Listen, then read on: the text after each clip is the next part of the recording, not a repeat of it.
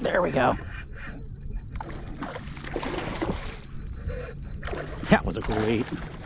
Hey there, Solid Strong family. This is Pat Ogletree, and in this video, I want to share with you a really cool topwater catch that I got the other day when I was out fishing. So when we're done watching the video, what I'm going to do is I'm going to rewind it to the beginning, and I'm going to talk about a couple of things, a couple of tips that I want to give you that help me catch this fish instead of scaring it off. So let's go right to the video. Check it out.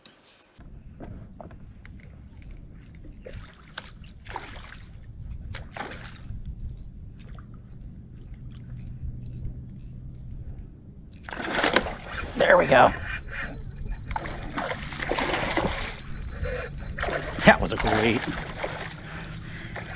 Just put a little pause right there, and he couldn't take it. He just had to jump all over it. Oh, that was fun. Of course, right at the boat. I didn't think I was going to be able to get him, but he took it. Let him fight it out a little bit. He's about done.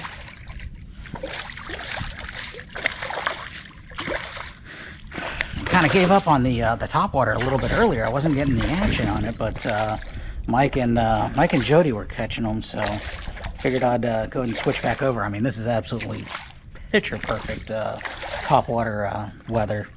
You know, you've got a little bit of fog, a little bit of rain earlier. Got a little chop on the water. Come on. Don't make me chase you around. Like I've never netted a fish before. There we go.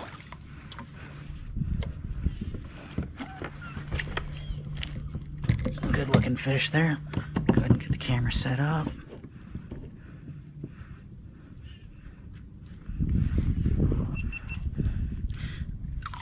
Pull him on in. Now I'm going to go ahead and stop the video right there, and what I'm going to do is I'm going to rewind this and I'm going to walk you through what had happened during that catch. So in the beginning, what was happening is I was getting a retrieve. I was doing a standard walk the dog, and I got the fish's attention. I'll show you that real quick. So as I'm working the lure here, you'll actually see the fish blow up on it once, and then I'll keep working the lure, which is important. You want to keep working that lure and keep that fish's attention, and hopefully you can entice them into striking where they're not fully committed, but you still got their attention. So what's happening is I'm keeping up the pace, and what is really important, the biggest tip that I can give you is if you notice when the fish blew up on the lure, I didn't yank it away from him. I didn't set the hook. What I'm waiting for is I'm waiting for the line to start moving. That means the fish has the lure. If I can't see it from, all the ripples that are in the water, sometimes you will lose sight of the lure. Or you actually see or you feel the weight. It's really important that you either feel the weight or you see the line moving. So let me go ahead and click on play, and we're gonna walk you through this. There's another little tip I want to give you right here. So at this point, what was happening is the fish, he swiped at it a couple of times. This is what's known as, a redfish waking. If you've never heard the term, or if you've heard the term and you didn't know what it meant, this is the redfish is following the lure, slapping at it. He's waking behind it. This is a really cool situation to see, but it can be frustrating. You wanted to go ahead and take the lure, but you really don't have too much control. But there are a couple of tips. But what was happening in this situation was my lure was now getting really close to the kayak. From this angle, it's kind of hard to tell, but he's only maybe about 10 feet away. And there's two things that you can do.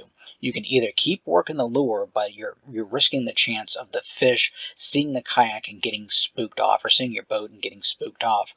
Or you can do what I did, and I just threw a little bit of a pause in it, and that's all it took for him to commit. Now, there's a myth out there that with redfish that you always have to keep the lure going, which is true in most situations. But when you get into a situation like this, where if I had kept that lure moving and I got it close to the boat, then it probably would have spooked off. So you have a 50-50 shot basically of pausing that lure, and either one, the fish turning away from it, or because it's not interested anymore, or two, you're actually going to get the fish to strike. But that's really the only option that I had right here, because if I knew I got that lure closer to the boat, the fish would have saw it and it would spooked off. So here you go. Right when I start playing, you'll see that I put a little bit of pause on it, and then he grabbed it. So there's my pause, and then bam, he took it. So that was that little thing that it took for the fish to commit. The motion and the sound of that lure working across the top of the surface was what got him, was what got the attention of the fish. But then that little pause was that predatory instinct. And that's what happens is with these fish, a lot of times they're going to hit on the pause or they're going to hit on the fall. Like if you're using a subsurface lure and you're doing that twitch pause, it's whenever that lure is falling at the bottom is the instinct that these fish have to attack, and that's what that fish used when I put that pause in that lure. So most of the time you want to keep that lure moving, but when you're in a situation like this, when it comes to redfish, you really have, two options. Either hopefully it'll grab it before it gets to the boat, or you can put a pause to it. Now when it comes to trout, for me it's almost mandatory to throw some pauses in there. Trout really have that predatory instinct, and pauses work really good for them. But when it comes to redfish, you're kind of rolling the dice here, but I really didn't have much of an option. But the most important takeaways from these videos, from this video I should say, is don't set the hook when you see the splash. Wait until you either see your line moving or you feel the weight of the fish, and then if the fish gets close to the boat and you don't have any options, go ahead and throw a pause in it and see if that will trigger that fish into biting. So what I was using in this video was the Moonwalker lure. If you're not familiar with it, it is a lure that was designed by us here at Salt Strong, and it's actually one of my favorite topwater lures to use. It works really well in a lot of different conditions. I've been able to catch a lot of really nice fish with it, and you want to check it out and just read the reviews. Go to fishstrong.com and check out all the success stories that people are having with this lure. It's actually really good.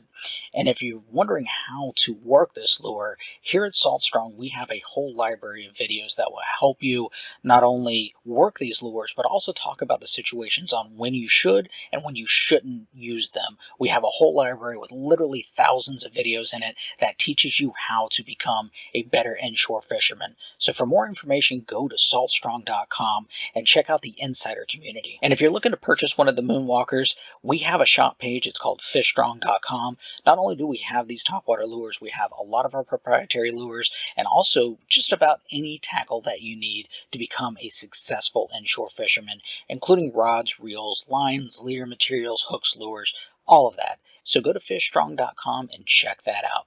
I appreciate you watching the video, and until next time, have a great day. Bye. And if you're new to Salt Strong, just know that we are the best online fishing club in America, where we guarantee that you'll catch more fish in less time, save money on all the inshore tackle that you need to become successful, and make friends fast or it's free. For more information, go to saltstrong.com, and until then, we hope to see you in the Insider Club soon.